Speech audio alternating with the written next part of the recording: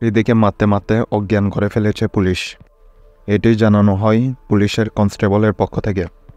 মূলত আফ্রিদির যে বিপক্ষ লয়ার, সে আফ্রিদির জন্য 7 দিনের রিমান্ড চেলেও আদালত তাকে 5 দিনের রিমান্ডে মূলত আফ্রিদির পক্ষে যে লয়ার ছিল সে শারীরিক অসুস্থতার কথা তুলে ধরে। এতে জজ আফ্রিদিকে 5 দিনের রিমান্ডে। প্রথম 2 দিন রিমান্ডে তেমন কোনো তথ্য জানা যায়নি, কিন্তু তৃতীয় দিনের রিমান্ডে রাতে আফ্রিদিকে হাসপাতালে নিতে হয়েছিল বলে জানায় পুলিশের কনস্টেবল। আরও সেখানে বলা হয় আফ্রিদিকে সেখানে মারতে মারতে অজ্ঞান করে ফেলেছিল পুলিশ। কোনোভাবে আর জ্ঞান ফিরছিল না। পরে দেখা যায় আফ্রিদির ব্লাড প্রেশার অনেক বেড়ে গিয়েছে।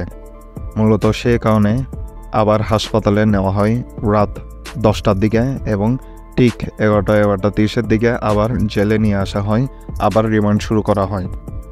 এছাড়াও বাইরের কোনো খাবার আফ্রিদিকে খেতে দেওয়া হচ্ছে না। আফ্রিদি যখন জ্ঞান হয় তখন শুধু তার ফ্যামিলিকে বলা হয়েছিল, আর কাউকে সেটি জানানো হয়নি বলে জানান পুলিশের কনস্টেবল। কিন্তু দুঃখের বিষয় আফ্রিদির পরিবারও তাকে একবারের জন্য দেখতে পারল না।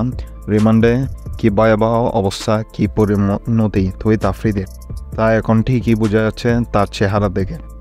আদালত থেকে যখন বারবার তাকে এনে পুলিশের কাভার্ড ভ্যানে তোলা হচ্ছিল তখন তার মুখ দেখে বোঝা যাচ্ছে রিমান্ডে কী রকম ভয়ঙ্কর অত্যাচার করা হচ্ছে তার উপর, কী রকম ভয়ঙ্কর পরিণতি করা হচ্ছে তার মানসিক ও শারীরিকভাবে, তাই বোঝা যায়।